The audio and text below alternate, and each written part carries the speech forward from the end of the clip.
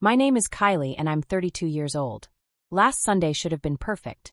I had just gotten a promotion at work, my husband Jake had finally finished his master's degree, and our 8-year-old daughter Emma had won her first soccer tournament. We were celebrating with my mom's famous pot roast at our usual family lunch when the doorbell rang. I expected the Uber Eats driver with dessert. Instead, I opened the door to see a man I hadn't seen in 20 years. Graying temples, wrinkled hands, but those same green eyes that haunted my childhood nightmares. My father stood there with a duffel bag, and a smile like nothing had changed. "Hey, sweetheart," he said, as if he'd just stepped out for groceries instead of abandoning us when I was 12. "I heard you were doing well. Mind if I come in?"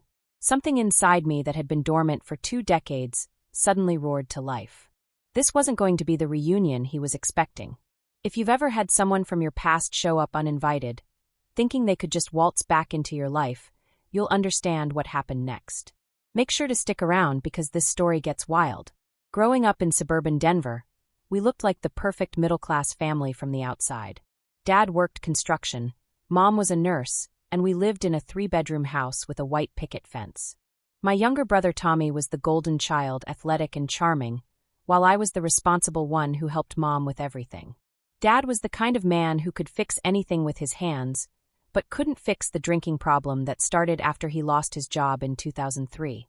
Mom worked double shifts to keep us afloat while Dad spent his unemployment checks at Murphy's Bar.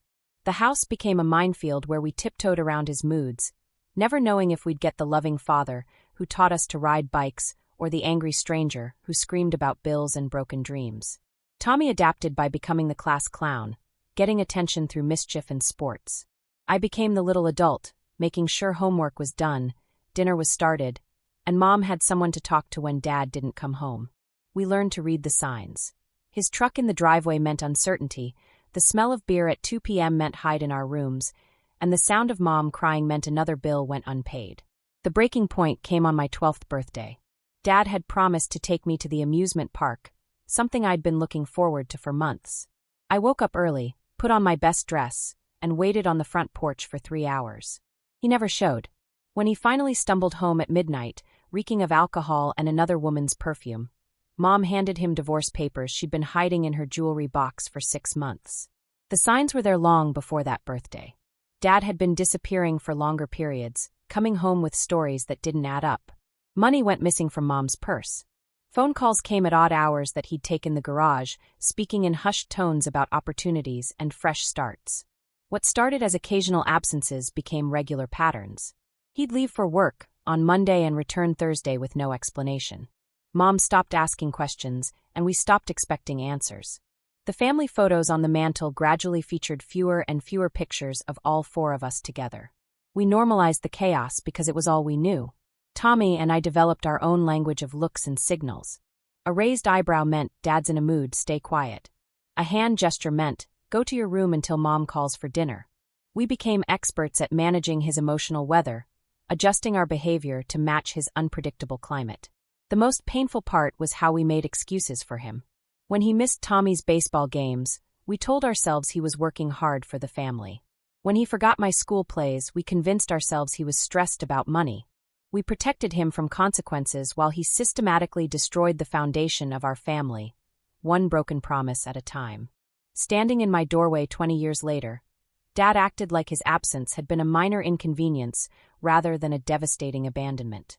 He walked into my home, admired the furniture Jake and I had worked years to afford, and complimented the family photos on the wall as if he had any right to an opinion about the life we'd built without him. "You've done well for yourself, kiddo," he said, settling into my favorite armchair like he belonged there. Emma stared at him with the confusion only an 8-year-old can muster when meeting a grandfather she'd only heard whispered about. Jake stood protectively near the kitchen, his jaw clenched in the way that meant he was fighting every instinct to throw someone out of his house. Mom went pale when she saw him, dropping the serving spoon she'd been holding. 20 years of healing seemed to evaporate in an instant, and she was suddenly the broken woman I remembered from my teenage years. Tommy, now 30 and visiting with his own family, actually laughed. Not from joy but from the bitter recognition that some people never truly change. The audacity revealed itself over the next 2 hours. Dad had been living in Phoenix, working odd jobs and staying with various women who eventually tired of supporting him. His latest relationship had ended, his landlord had evicted him, and his truck had been repossessed. He'd remembered that his daughter was successful, and decided we were his best option for a soft landing. He talked about wanting to reconnect with family and make up for lost time, but every sentence revealed his true motivation.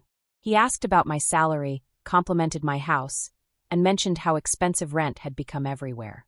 When Emma showed him her soccer trophy, he said, "Grandpa could come to all your games if he lived nearby." The manipulation was as smooth as I remembered, wrapped in the language of love, but motivated entirely by self-interest. The breaking point came when we sat down for lunch. Dad had somehow positioned himself at the head of the table, the seat Jake always occupied. He was telling stories about his adventures in Phoenix, painting himself as a free spirit who'd been finding himself for 2 decades, when he casually asked the question that shattered my last nerve. "So," Dad said, cutting into Mom's pot roast like he'd been eating it every Sunday for 20 years. "When do I move in?" I was thinking the guest room would work perfectly. "I'm not picky." The silence that followed was deafening. Emma stopped eating, sensing the shift in energy. Jake's fork froze halfway to his mouth. Mom looked like she might faint. Tommy's wife actually gasped. That's when 20 years of buried rage exploded out of me like a volcano that had been dormant too long. "Are you out of your goddamn mind?" I heard myself say, my voice shaking with an anger I didn't know I still carried. "You think you can just walk back into our lives and assume we'll take care of you?" Dad's face showed genuine surprise, as if he couldn't understand why anyone would object to his plan. "Sarah, honey, I'm your father. Family takes care of family." "Family?" I stood up so fast my chair fell backward. "You want to talk about family? Where were you when I graduated high school? Where were you when I got married? Where were you when your granddaughter was born? You've been nothing but a sperm donor and a cautionary tale for 20 years, and now you want to play house." Dad tried to deploy his old manipulation tactics, the wounded puppy act that used to make me feel guilty for having needs. But I was no longer 12 years old, and I had spent 2 decades in therapy learning to recognize emotional blackmail. "I made mistakes," he said, his voice taking on that familiar tone of manufactured vulnerability. "But I'm here now trying to make amends. Isn't that what matters?" "No," I said, surprising myself with how steady my voice had become. "What matters is that you abandoned your children when they needed you most, and now you want to be rescued by the daughter you never bothered to call. You don't get to rewrite history just because you're facing consequences." I told him he had exactly 10 minutes to finish eating and leave. If he wanted a relationship with any of us, it would happen on our terms, with boundaries we set, and only after he proved he was capable of giving something instead of just taking. The guest room wasn't available, my couch wasn't available, and my family's emotional energy wasn't available for his convenience. Jake stood beside me, finally speaking up. "She's right. You don't get to show up after 20 years and expect us to fix your problems. If you want to be part of this family, you need to earn it." Dad left that day, but not quietly. He spent his final minutes trying to recruit flying monkeys, appealing to Mom's residual guilt and Tommy's desire to avoid conflict. Neither worked. Mom, who had spent years rebuilding her self-worth, simply said, "I won't enable you anymore, David." I learned that lesson a long time ago. The weeks that followed revealed the strength we'd built as a family unit. Emma asked thoughtful questions about why some adults make choices that hurt people they're supposed to love. Jake expressed pride in how I'd handled the confrontation, and Mom seemed lighter somehow, as if facing Dad had closed a chapter she'd been afraid to finish. Tommy struggled more, caught between the little boy who had always wanted Dad's approval and the adult who recognized the manipulation. But even he eventually admitted that setting boundaries felt healthier than pretending Dad's abandonment hadn't shaped us all. The most surprising development was how much closer our chosen family became. Jake's parents, who had always treated me like their own daughter, seemed to understand our family dynamics better. Our friends rallied around us, sharing their own stories of difficult relatives and chosen boundaries. 6 months later, Dad is living in a studio apartment across town, working part-time at a hardware store.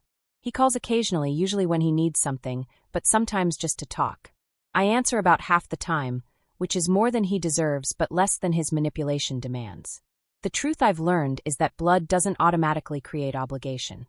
Family is something you build through consistent love, not something you inherit through shared DNA. The people who show up when you need them, who celebrate your victories and support you through failures, who earn their place in your life through their actions rather than demanding it through their biology, Those are your real family. Emma now understands that some adults make choices that hurt children, and that those children grow up to become adults who get to make their own choices about forgiveness and access. She's learning that love doesn't mean accepting unacceptable behavior, and that sometimes the most loving thing you can do is set a boundary that protects everyone involved. If you've got someone in your life who thinks their DNA gives them unlimited access to your resources, remember this: you get to decide who earns a seat at your table. 20 years taught me that some people will always choose themselves over the family they claim to love. But that doesn't mean you have to choose them back. The guest room stays empty, and that's exactly how it should be.